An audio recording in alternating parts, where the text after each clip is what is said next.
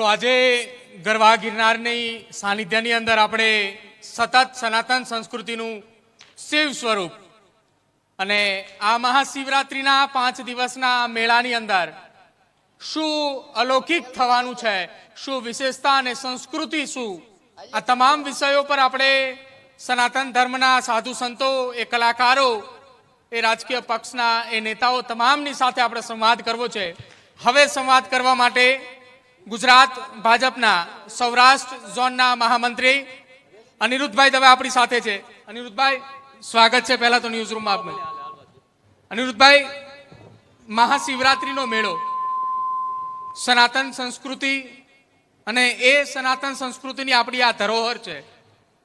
5 દિવસ સરકારે પણ મિની કુંભ એ જાહેર કરી દીધો છે. શું કહેશો, આ એ ગિરનારના સાનિધ્યમાં આપ આવ્યા છો? સૌપ્રથમ તો ગરવા ગિરનારના ભવનાથના ચરણોમાં આપણે જ્યારે એકત્રિત થયા છીએ, ન્યૂઝ ફર્સ્ટ જ્યારે કાર્યક્રમ કરી રહી છે, તો અહીં ઉપસ્થિત સૌ અને દર્શક મિત્રોને હું વિનંતી કરીશ કે મહાશિવરાત્રિ પર્વનું જ્યારે પ્રારંભ થયો છે, સંતો, મહંતો અને સૌ ભગવંતોએ આજે સવારે ભવનાથની ધ્વજારોહણ કરી, ધર્મધ્વજાનું અવરોહણ કરી અને જે આ સનાતની મેળાના પરંપરાનો પ્રારંભ કર્યો છે, ત્યારે જય ઘોષથી આપણે સૌ કોઈ એમનો પ્રારંભ કરીએ. બોલો ગિરિનારી મહારાજ કી જય, ભવનાથ મહાદેવ કી જય. સૌપ્રથમ તો જે શિવ છે, શિવનો અર્થ થાય છે કલ્યાણ, અને શિવનું સ્વરૂપ સૌને કલ્યાણકારી સ્વરૂપે રહેલું છે. અઘોરે ભ્યોથ ઘોરે ભ્ય ઘોર ઘોર તરેભ્ય સર્વેભ્ય સર્વ સર્વેભ્ય અસ્તુ રુદ્ર રૂપેભ્ય. શિવ છે એ અઘોર સ્વરૂપ છે, અને ગિરનાર અનેક અઘોરી, નાગા, અનેક પંથોની આ તપસ્થલી છે, સનાતન ધર્મની તપસ્થલી છે. એ તપસ્થલીનો પાંખ જૈન ધર્મ હોય તો ભગવાન નેમિનાથે પણ અહીંયા તપશ્ચર્યા કરેલી હતી. તો આ તમામ ફિરકાઓની તપસ્થલી હોવાને કારણે તપપુંજથી બનેલો આ ગરવો ગિરનાર, અને એમાં પણ મહાશિવરાત્રિ. આપ વિદિત હશો કે આપણા સનાતન પરંપરાની અંદર 4 મોટી રાત્રિઓનો ઉલ્લેખ છે. આપણી સનાતન પરંપરા છે સંપૂર્ણપણે વૈદિક પરંપરા છે, અને વૈદિક છે વૈજ્ઞાનિક પણ છે, અને એ સર્વના ભલા માટે હોય છે. કોઈ જાતિ વિશેષ, કોઈ ધર્મ વિશેષ, કોઈ પંથ વિશેષ નથી હોતી, પરંતુ વિશ્વ કા કલ્યાણ હોની ભાવનાથી સનાતન પરંપરા જ્યારે ચાલે છે, એ પરંપરામાં 4 મહારાત્રિનો ઉલ્લેખ છે. કાલરાત્રિ, મહારાત્રિ, મોહરાત્રિશ્ચ દારુણ. એ 4 મહારાત્રિનું વર્ણન છે, એ પૈકી આ મહાશિવરાત્રિ છે. આ મહાશિવરાત્રિના દિવસે આખા વિશ્વની અંદર વૈજ્ઞાનિક સ્વરૂપે તમે જ્યારે જુઓ છો, ત્યારે આપણા સંતો, ઋષિમુનિઓ હતા, એ વૈજ્ઞાનિકો જ હતા. આ ગરવા ગિરનારની અંદર, જંગલની અંદર બેસીને અનેક સંતોએ કોઈ સ્વાર્થથી પોતાના જ કલ્યાણ માટેની તપશ્ચર્યા કરી હોય એવું નથી, પરંતુ વિશ્વના કલ્યાણ માટે અનેક સુગમ પથોનો પ્રારંભ કર્યો છે. અને જે એમણે તપ કર્યા પછી પ્રાપ્ત કર્યું, એ પ્રાપ્ત કરેલી વસ્તુ સનાતન ધર્મના સ્વરૂપે, સનાતન એટલે કે બધાનું, બધા માટે, બધાને ઉપયોગી, બધાને ફાયદાકારક, એ સ્વરૂપે એમને આપ્યું આપણને. તો એ વૈજ્ઞાનિકોના સંદર્ભમાં આજના દિવસે જ્યારે સાંપ્રત સમયનું વિજ્ઞાન જે છે, એ સાંપ્રત સમયના વિજ્ઞાનમાં આપણી પૃથ્વી જે ડાયમેન્શનમાં ફરે છે, એ ડાયમેન્શનમાં ફરતી પૃથ્વી બરાબર મહાવદ તેરસના દિવસે એક પ્રકારની ધરી ઉપર આવે છે. અને જ્યારે એ ધરી ઉપર આવે છે, ત્યારે ચુંબકીય તત્વ આખા વાતાવરણની અંદર, આખા એટમોસ્ફિયરની અંદર, આખા બ્રહ્માંડની અંદર, આપણે સૌ કોઈ કોસ્મિક ઝોન જોઈ છે, વિજ્ઞાન આજે એને સમજે છે, પરંતુ આ મહાશિવરાત્રિના દિવસે જાગરણનો મહિમા છે. આખી રાત 4 પ્રહરની પૂજા થાય, ભગવાન શિવની પૂજા થાય. અને શિવની પૂજા એટલે કે તન્મય મનઃ શિવ સંકલ્પમસ્તુ. જે મનને શિવના રૂપી સંકલ્પનો ભાવ લઈને, શિવના રૂપી સંકલ્પ એટલે કે કલ્યાણ રૂપી સંકલ્પ, સમસ્તીના કલ્યાણ રૂપી સંકલ્પનો ભાવ લઈ અને જે પૂજા થતી હોય છે, એ પૂજાનો બહુ વિશેષ મહિમા છે. અને મહાવદ તેરસના દિવસે એ સમયે એ પ્રકારના ચુંબકીય કિરણો સમગ્ર બ્રહ્માંડની અંદર ફરતા રહેતા હોય છે.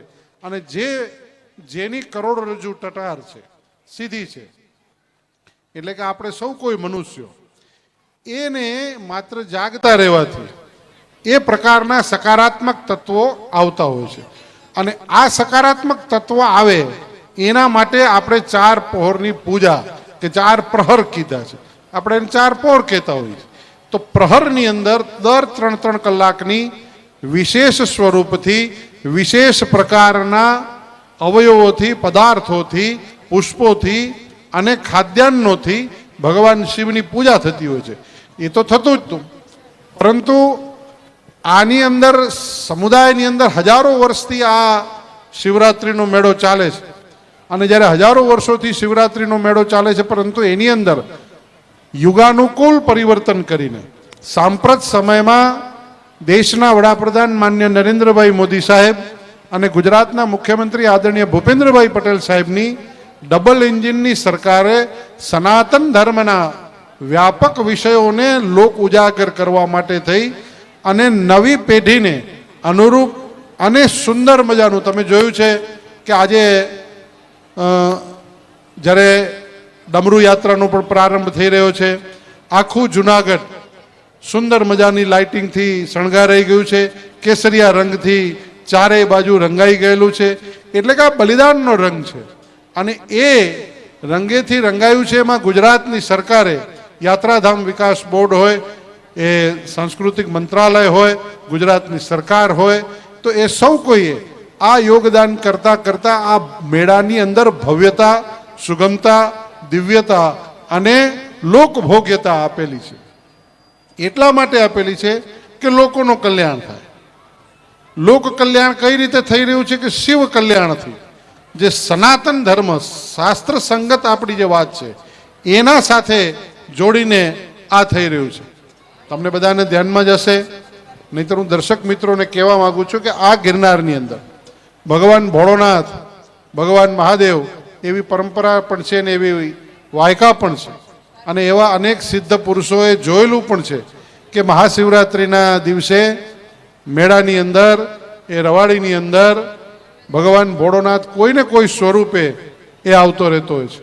અને મૃગીકુંડની અંદર સૌ કોઈ સંતો જ્યારે સ્નાન કરવા જાય છે ત્યારે એ સ્નાન કરવા પણ જાય છે અને ત્યાંથી પછી એ અદૃશ્ય થઈ જાય છે. કોઈને એમ લાગે કે આ બધી વાતો છે, કારણ કે વિચાર કરવાવાળા વિચાર કરતા હોય, પરંતુ સનાતન ધર્મ એ સત્ય ઉપર ચાલનારો ધર્મ છે. હું આજે સવારે ભગવાન ભોળાનાથના ભવનાથના દર્શન કરી અને નીકળ્યો ત્યારે ત્યાંના કેટલાક ગત વર્ષના અનુભવે એવું કહ્યું કે આ મૃગીકુંડનો 80 ફૂટ ઊંડો છે મૃગીકુંડ. અને એ મૃગીકુંડમાં ગત વર્ષે એક બહુ મોટો વિશાળ સર્પ સ્નાન કરતો હતો અને પછી ક્યાં ગયો એ કોઈને ખબર નથી. આવું જેણે જોયું છે, નજરે જોનારો લોકોએ કહ્યું છે. તો આ સિદ્ધ થાય છે કે સનાતન ધર્મ એ સત્ય છે, સત્યના આધાર ઉપર છે અને સાચી વાતને લઈને ચાલે છે અને લોક ઉજાગર થાય એના માટેનું છે આ જગ્યા. અનિરુદ્ધભાઈ, સનાતન ધર્મની સંસ્કૃતિની આપ વાત કરી રહ્યા છો. યુથ જે છે એ યુથને સનાતન ધર્મ તરફ લઈ જવા માટે આ 5 દિવસની આ મહાશિવરાત્રિ અને એ ગરવા ગિરનારની અંદર આ વિશેષ આયોજન, એ વિશેષ આયોજનની અંદર યુથ આઇકોનને લાવવા માટે કયા પ્રકારની તૈયારીઓ, શું કરવું પડશે યુવાનોને આ તરફ દોરવા માટે કે સનાતન ધર્મની આપણી આ સંસ્કૃતિ છે? તમારી વાત બહુ સાચી છે કે આજે યુથ એને આ સનાતન ધર્મની અંદર વાળવા માટે કઈ રીતે એટ્રેક્ટ કરી શકાશે. તો હું આપની વાત સાથે એક વાત આપને દોહરાવવા માંગુ છું, મારી વાત કરવા માંગુ છું કે આજનો યુવાનીઓ જેનું બીજ આજે મોટું વટવૃક્ષ જે હોય છે, વડનો બડલો, આ જે વડલો છે આપણી બાજુમાં, એ વડલાનું બીજ બહુ નાનું હોય છે. એ વડના બીજમાં પણ મોટું વૃક્ષ હોય છે. એને અંકુરવાનો, એને યોગ્ય, એને અનુકૂળ વાતાવરણ મળે છે તો એમાંથી બહુ મોટો વિશાળ વડલો બનતો હોય છે. એમ સનાતની પરંપરાના આપણા જે નવયુવાનો છે, એ નવયુવાનોની અંદર એ વસ્તુ પડેલી છે, પરંતુ એ વસ્તુ ઉપર ક્યાંક ને ક્યાંક રાખ પડી ગઈ હોય. જેમ ચૂલાની અંદર અગ્નિ હોય અને છાણા ઉપર માતાઓ આપણી રાખ વાળીને અગ્નિને ભારેલો રાખે અને જરૂર પડે એને પ્રગટાવે, એ પ્રકારે ગુજરાતના મુખ્યમંત્રી આદરણીય ભૂપેન્દ્રભાઈ પટેલ સાહેબના નેતૃત્વની સરકારે આ મેળાના ઉત્સવ દ્વારા નવયુવાનોને આકર્ષવા માટેના, એને ગમે એ પ્રકારેના ભજનો, એને ગમે એને એવા પ્રકારેના ધૂન, એને ગમે એવા પ્રકારના કીર્તનોનું આયોજન છે. અને તમે અહીંયા ઘણા વખતથી ફરતા હશો તો મેળાના દ્રશ્યો તમે જ્યારે ફિલ્માવતા હશો, દર્શાવતા હશો, તો તમને પણ યુવાન લોકો ખૂબ દેખાશે. અનેક લોકો વિદેશથી પણ આવતા દેખાશે. આપના કાર્યક્રમમાં પણ અત્યારે ઉપસ્થિત હશે. તો કહેવાનો મતલબ છે કે આ સનાતની પરંપરાની અંદર એ નવયુવાનોને આકર્ષવા માટે, તો આજનો જ હું તમને વિષય કહું છું કે આપણા ભારતના સૌથી યુવાન વિધાયિકા અને જેના ઉપર ભગવતી સરસ્વતીની ખૂબ કૃપા છે અને ભગવાનના ખૂબ સુંદર મજાના ભજનો ગાય છે એવા મૈથિલી ઠાકુર, એ પણ આજે આપણી આ ગરવા ગિરનારના મેળાના મહેમાન બન્યા છે. ગુજરાતની સરકારે એમને આમંત્રિત કર્યા છે અને મૈથિલી ઠાકુર પણ પોતાના સુંદર મજાના સ્વરોથી ભગવાન ભોળાનાથની ઉપાસના કરશે. તો આ જે નવું નૂતન સંગીત છે એ લોકો પણ એ પ્રકારે કરી રહ્યા છે અને એને પણ આકર્ષાઈ રહ્યા છે. નવા નવા જે ગાયક કલાકારો છે એ જૈન જીને પણ આકર્ષે છે. આજે આ નરસિંહ મહેતાનું ધામ છે અહીં આ જુનાગઢ, તો નરસિંહ મહેતાનું ભજન વૈષ્ણવ જન તો તેને રે કહીએ પીર પડાઈ જાણે રે, એને અલગ સ્વરૂપમાં અલગ રાગમાં ગાઈને પણ નવી પેઢીને આકર્ષવા માટેના પ્રયાસો નવી પેઢીના ઉગતા ગાયક કલાકારો જ કરી રહ્યા છે. અને એને ગુજરાતની ભારતીય જનતા પાર્ટીની સરકાર એને પ્લેટફોર્મ પૂરું પાડીને, એને સુંદર મજાનું વાતાવરણ આપીને, એને સરસ મજાનું અનુકૂળ માહોલ આપીને એને ઉજાગર કરી રહ્યા છે. એટલે નવી પેઢી, જેનજી પેઢી, આ તબ જે શબ્દ કે જે ભાવ કહેતા હો, એ આપણા ભારતની પેઢી એ સનાતન ધર્મ તરફ ખૂબ આગળ વધે છે. તમે જોશો તો એ ઘણા ટી શર્ટ ઉપર ઓમકારનું હશે, રામનું હશે. ભગવાન રામનું મંદિર અયોધ્યામાં જ્યારે બન્યું અને એની પ્રાણ પ્રતિષ્ઠા થઈ, માનનીય નરેન્દ્રભાઈ મોદી સાહેબના નેતૃત્વ હેઠળ પ્રતિષ્ઠા થઈ, ત્યારે અનેક લાખો કરોડો નવયુવાનોએ ત્યાં ન પહોંચી શક્યા ત્યારે પોતપોતાના ગામની અંદર ઉત્સવો મનાવ્યા સમરસતા સાથે. આખા નાના નાના ગામ, હું એક બહુ કચ્છના ગ્રામ્ય વિસ્તારમાંથી આવી રહ્યો છું અને એ કચ્છના અંદર એ ગ્રામ્ય વિસ્તારોમાં દરેક ગામડાઓમાં ભંડારો લાગ્યો હતો અને તમામ ભાઈ બહેન કોઈ જાતના ઊંચ નીચ જાતિ પાતિના ભેદભાવ વગર માત્ર ને માત્ર સનાતન પરંપરાનું શિખર ભગવાન રામનું મંદિર જ્યારે બન્યું ત્યારે સૌ કોઈ એનો ઉત્સવ ઉજવતા હતા. એટલે આપે જે પ્રશ્ન પૂછ્યો કે નવયુવાનોને કઈ રીતે આકર્ષી શકાશે, તો નવયુવાનોની અંદર પડેલી આ સનાતની જીવ અને ભાવના, એને ગુજરાતની સરકાર, એને કેન્દ્રની સરકાર અનુકૂળ વાતાવરણ આપે છે. અને માનનીય મોદી સાહેબ અને માનનીય ભૂપેન્દ્રભાઈ પટેલ સાહેબ એમના નેતૃત્વની સરકારના વિભાગો એને નેતૃત્વ આપે છે. આજ આપ જોઈ શકો છો કે ગુજરાતના ઉપમુખ્યમંત્રી યુવાન માનનીય હર્ષભાઈ સંઘવી સાહેબ એ પોતે ખુલ્લા પગે ચાલતા ચાલતા ભગવાન ભવનાથની પૂજા કરવા માટે, ભગવાન ભવનાથના દર્શન કરવા માટે, ભગવાન ભવનાથના અભિષેક કરવા માટે ખુલ્લા પગે આવી રહ્યા છે. એ પણ યુવાન છે અને એના સાથે સાથે અનેક યુવાનો ચાલી રહ્યા છે. એટલે કહેવાનો મારો ભાવાર્થ છે કે યુવાનોને અનુકૂળ સાનુકૂળ માહોલ અને વાતાવરણ આ સરકાર દ્વારા પણ અપાઈ રહ્યો છે. એટલે આ સનાતની પરંપરા આગળ વધી રહી છે. બિલકુલ અનિરુદ્ધભાઈ, આપણે આ ધરતીની વાત કરીએ. આ ધરતી માત્ર સંતોની નહીં, સુરવીરોની, દાતારોની ને સાથે સાથે સિંહોની ધરતી છે. અને અત્યારે આજે મહાશિવરાત્રીનો મેળો એટલે કહેવાય કે ભવે ભવનો મેળો, અહીંયા જાત પાત કોઈ વસ્તુનું જોવામાં નથી આવતું. સૌ સનાતનીઓ અહીંયા એક દર્શન કરવા આવતા હોય છે કે ભગવાનના દર્શન થાય. એ કોઈ પણ વ્યક્તિમાં એ ભગવાનને ગોતતો હોય છે. અને વૈજ્ઞાનિકોની શક્તિ પણ અહીંયા ઓછી પડે છે, જે તપસ્યાઓ કરી અને એ તપસ્યાઓમાંથી બહાર નીકળીને આજે એ શિવની ભક્તિની અંદર લીન થઈને સાધુ સંતો એ રવેડીમાં જોડાતા હોય છે. અત્યારે આપણે જોઈએ છીએ કે અનેક સાધુ સંતોના દર્શન થાય છે. કોઈ એવા ચમત્કાર કારણ કે આ 150-200 વર્ષ થયા આ જુનાગઢની ધરતી ઉપર આ મહાશિવરાત્રિનું જે આયોજન થાય છે, તમને કોઈ એવો ચમત્કારી અનુભવ થયો હોય, આ ધરતીની કોઈ એવી ઉર્જા કે એમનો તમને સ્પર્શ થયો હોય ને તમે કદાચ અત્યારે વાગોળવા માંગતા હોય તો? ચોક્કસપણે તમે જે આ વાત કરી કે આ સાધુ સંતોની, સુરવીરોની આ ભૂમિ છે, દાતાઓની ભૂમિ છે. કારણ કે સૌરાષ્ટ્રની અંદર બાપા જલારામ પણ થઈ ગયા છે. આવા અનેક કેટલા નામ લઉં કે આ આખા વિસ્તારમાં કેટલા ધામ છે કે એ ધામની અંદર અનેક લોકો આવે છે અને જતા હોય છે. આજે તમને સીધો ને સરળ કહું કે આ જુનાગઢની આ ભૂમિની અંદર હું સવારથી અહીંયા ફરતો હતો તો કેટલાય ભંડારા લાગ્યા છે, કેટલાય ભંડારા લાગ્યા છે.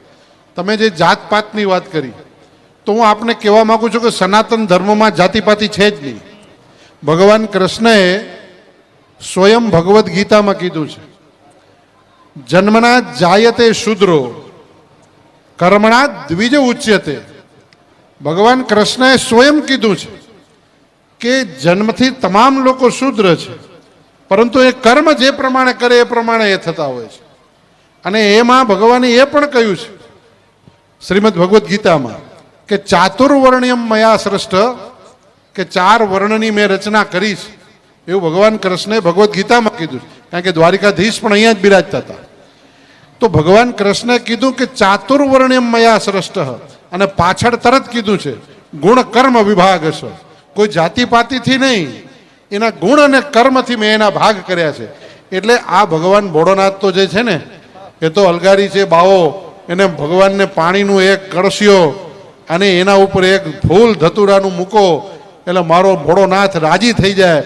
અને રાજી કેવો થાય કે ચપટી ભભૂત મેં હે ખજાના કુબેર કા. એક ખજાનો કુબેરનો લઈને ભભૂતિ એની માત્રમાં લઈને બેઠો છે. એના દરબાર ખુલ્લા છે, સૌ કોઈ આવે છે અને એ સૌ કોઈ જતા હોય છે.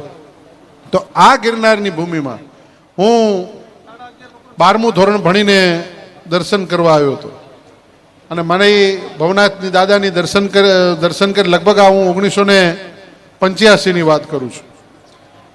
દાદાના દર્શન કરીને ઉપર ચડવાનો, ગિરનાર ચડવાનો, પગથિયા ચડવાનો પ્રયાસ કરવાનો મેં કીધું કરીએ. અને સવારે 5 વાગે પગથિયા ચડવાનો પ્રયાસ કર્યો. અંબાજી પહોંચી ગયો. પછી એમ થયું કે હવે દત્ત ગિરનારી પણ નજીક છે. પણ આગળ ગયો ત્યાં લાગ્યું કે હજુ તો બહુ દૂર છે. ઉપરથી શિખર નજીક દેખાતું હતું, પણ ભગવાનનું, દાદાનું સ્મરણ કરીને હાલવા માંડ્યા. જે એટલા પગ દુખતા હતા એ પગ દુખતા બંધ થયા. દર્શન દત્ત ગિરનારીના કરી અને બપોરે 11 વાગે પાછો નીચે. તો જે ભાવથી તમે જાઓ છો તો એ ભાવ પૂરો કરવા માટે ભોળોનાથ, આ ગિરનારી દત્ત અને ભગવતી જગદંબામાં અંબા એ આપણે સાક્ષાત બેઠી છે. આ તકલીફને દૂર કરવાના સંદર્ભમાં માનનીય પ્રધાનમંત્રી શ્રી નરેન્દ્રભાઈ મોદી સાહેબના વરદ હસ્તે અહીંયા રોપવેનું પણ ભૂમિપૂજન થયું હતું. અને એ રોપવે પણ આજે ચાલી રહ્યો છે કે અનેક જેને શારીરિક અશક્ત હોય, વડીલ હોય, તો એવા લોકો પણ છેક ઉપર જઈને દર્શન કરી શકતા હોય છે. અને કેટલાય સંતો, મેં એવું સાંભળ્યું છે કે કેટલાય સંતો છે એ અંદર બેઠા છે ગુફાઓમાં, ગિરિકંદરાઓમાં, અને પોતે સમસ્તીના કલ્યાણ માટે પ્રાર્થના કરતા રહેતા હોય છે. પોતાનું એકલાનું કલ્યાણ નથી કરતા, એ વિશ્વ કા કલ્યાણ હોની ભાવનાથી એ કાર્ય કરતા હોય છે. ત્યારે એ તપનું, જપનું પ્રભાવ આજે આપણા ભારત ઉપર પણ પડી રહ્યો છે. અને એક યશસ્વી પ્રધાનમંત્રી મળ્યા છે. અને એ યશસ્વી પ્રધાનમંત્રી અનેક સનાતનીઓના આશીર્વાદને કારણે, અનેક સંતો મહંતોના, અનેક પ્રકારના આવા પવિત્ર યાત્રાધામોના કૃપાપાત્ર બનીને ભારતને 11મી અર્થવ્યવસ્થા હતી એનામાંથી 4થી અર્થવ્યવસ્થા તરફ પહોંચાડી દીધું છે અને આવનારા દિવસોમાં એ જ સમૃદ્ધ ભારત બનશે. હમણાં જ આપણે થોડા દિવસો પહેલા સોમનાથ સ્વાભિમાન પર્વનો પણ અહીંયા અનુભવ કર્યો કે દાદા સોમનાથના આંગણે પણ આ જ પ્રકારે ડમરૂ યાત્રા, રવેડી યાત્રા, સાધુ સંતોની યાત્રા અને એ નીકળી તેને સનાતન પર્વનો ઉત્તમમાં ઉત્તમ સુંદર મજાનું એક દ્રશ્ય ગુજરાતની સરકારે પ્રધાનમંત્રી શ્રી મોદી સાહેબના નેતૃત્વમાં ઊભું કર્યું હતું અને એની અંદર કોઈ જાતના જાતપાત, ઊંચ નીચ, જાતિપાતિ જોયા વગર સૌને સાથે જોડીને આ એક ચમત્કારક છે. લાખો લોકો આવે. મન તમ કો મહાકુંભ થયો બિલકુલ પ્રયાગરાજમાં, કેટલા કરોડ લોકો અને કેટલા કરોડ લોકો આવીને જતા રહે. વિચાર તો કરો, દુનિયા આજે અચંબિત છે કે આ કેમ થશે. અહીંયા 15મી તારીખે મહાશિવરાત્રિના આપ જોશો અને અનેક વખત જોયું છે કે લાખો લોકો આવે છે અને કોઈ અઘટિતના ઘટતી નથી. તો આ હજરા હજુર એ પરચો નહીં તો બીજો શું છે? બિલકુલ આ ભવનાથનો, દાદા ગિરનારી દત્તનો એ પરચો નહીં તો બીજો શું છે? એટલે આ લાગણી હું આપણા તરફથી, આપના માધ્યમથી કરું છું. બિલકુલ અનિરુદ્ધભાઈ, તમે વાત કરી કે જે રીતના એ કુંભ મેળાનું આયોજન થયું, અમુક દેશોની વસ્તી નથી તેનાથી વધારે લોકોએ ત્યાં દર્શન કરવા માટે પહોંચ્યા હતા. તમે કીધું કે હું 12મા ધોરણમાં સૌથી પહેલા અહીં દર્શન કરવા આવ્યો હતો. આ 40 વર્ષની અંદર કયા એવા બદલાવો આવ્યા, કયા એવા ઇન્ફ્રાસ્ટ્રક્ચર બન્યા, એનાથી લોકોને અહીંયા પહોંચવું સરળ બન્યું અને સાથે સાથે જે સાધુ સંતો, અલગ અલગ અખાડા હોય, અલગ અલગ મંદિરો હોય, કેવા પ્રકારની સુવિધાઓમાં બદલાવ જોવા મળી રહ્યો છે આજે અને આજથી 40 વર્ષ પહેલા જે આ શિવરાત્રીનો મેળો થતો તેમાં? 40 વર્ષ પહેલા આવ્યો ત્યારે ધર્મશાળાઓની અંદરનો ઉતારો હતો, સામાન્ય ગેસ્ટ હાઉસ હતા અને સંતોના અખાડાઓ તો હતા જ. સંતોના ધર્મશાળાઓ, સંતોની પોતાનો અખાડો પણ હતો અને ધર્મશાળાઓની વ્યવસ્થા પણ હતી. પરંતુ સાંપ્રત યુગાનુકૂળ પરિવર્તન, મેં જે તમને કહ્યું કે નવી પેઢી, તમે જે પૂછ્યું નવી પેઢી, તો નવી પેઢી આવે છે તો એને આ સમયનું, હાલના કાળના અંદર રહેવા માટેની જ્યારે વ્યવસ્થા જોઈએ, યાતાયાતની વ્યવસ્થા જોઈએ, તો તમે જુઓ તો આજે 4 લેન 6 લેનના કાર્યો ચાલી રહ્યા છે. પહેલાં એટલા રસ્તા નહોતા એટલે યાતાયાત સુગમ થઈ ગઈ, એ પહેલો બદલાવ છે. જુનાગઢની અંદર આવો તો આખું જુનાગઢ શણગારેલું છે, આ બીજો બદલાવ છે. જુનાગઢની અંદરના ઇન્ફ્રાસ્ટ્રક્ચર એ ખૂબ મોટા પ્રમાણમાં સુધરી ગયા છે, એ ત્રીજો બદલાવ છે. આજે મેળા સમિતિએ અને વહીવટી તંત્રએ ત્યાં આપણા ગેટ પાસેથી આવવા જવાના વાહનોને બંધ કરી દે, નિયંત્રિત કરી દીધા છે કે જે લોકો અહીંયા રહે છે કે જે સાધુ સંતોનું અખાડો છે એમના પૂરતી મર્યાદિત વાહનો કે વ્યવસ્થાના પોલીસ તંત્ર કે એના વાહનો સિવાય અન્ય કોઈ વાહનો નથી. એ બતાવી રહ્યું છે કે આ બદલાવ છે. ગુજરાત સરકારના ઉપમુખ્યમંત્રી પણ પોતે પગે ચાલીને આવે છે, એ વાહનમાં નથી આવ્યા. તો આ બદલાવ છે. આ સનાતની પરંપરા છે કે સૌના સાથે જેવા રહીને. અને તમે જુઓ તો મેળાની અંદર ખૂબ સરસ મજાની રીતે ભાવથી લોકો હરીફરી રહ્યા છે. આ ઇન્ફ્રાસ્ટ્રક્ચરનો બદલાવ છે, આ લાઇટના તામઝામ એ બદલાવ છે. એ 40 વર્ષ પહેલાં તમે નહોતા, આ માધ્યમ નહોતું અને આજે અહીંયા છો, એ પણ એક બદલાવ છે.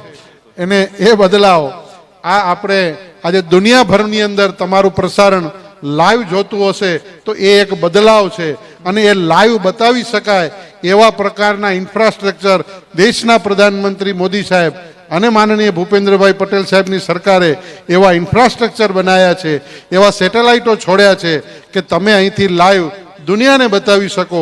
એ બતાવી શકો છો આજે ને હમણાં ને હમણાં. એ બદલાવ છે. અનિરુદ્ધભાઈ, તમારા મતે સનાતન એટલે શું? કેમ કે આપણે જે ભૂમિ પર બેઠા છીએ એ ભૂમિ, એ સંતોની ભૂમિ તો કહી જ રહ્યા છીએ આપણે, અને આ જ ભૂમિથી સનાતનની કોઈ વાત કેવી હોય કે સનાતન એટલે આ એ વાત? સનાતન એટલે આપણે સૌ કોઈ એક છીએ. સનાતન એટલે સૌનું ભલું છે, કોઈ ઊંચ નીચ, જાતિ પાતિ, ભેદ ભાવ વગર સબકા સાથ સબકા વિકાસનો જે મંત્ર છે એ સનાતનના બીજ મંત્રનો મંત્ર છે. જે સબકા સાથ સબકા વિકાસમાં બધા આવી જાય છે, સબકા વિશ્વાસ સબકા પ્રયાસમાં બધા આવી જાય છે. એ જ પ્રકારે આ સનાતન જે છે એ જ મંત્ર છે એ બધાનું ભલું થાય, બધાને સાથે રાખીને ચાલવું, કોઈ ઊંચું નહીં, કોઈ નીચું નહીં. મને તમે કહો મેળાની અંદર કરોડોપતિ અબજોપતિ પણ ફરતા હશે અને મેળાની અંદર ફક્કડ ગિરનારી પણ ફરતા હશે, તો આ એનું નામ છે સનાતન. ભવનાથના મંદિરની અંદર દર્શન કરવા જશે ત્યારે ફક્કડ ગિરનારી એ દર્શનની લાઈનમાં હશે અને અબજોપતિ એ લાઈનમાં હશે. આનું નામ છે સનાતન. સનાતન એટલે કે સૌ સરખું રહી એક સાથે સમાન રહેતા, એનું નામ સનાતન છે. અને એક વિવેકપૂર્ણ રીતે સૌને સાથે રાખીને સૌનું સન્માન છે, કોઈનો ભેદ નથી. તમારું સન્માન છે, મારું સન્માન છે, પરસ્પર સન્માન છે, એનું નામ સનાતન છે. બિલકુલ આભાર અનિરુદ્ધભાઈ અમારી સાથે સંવાદ કરવા બદલ.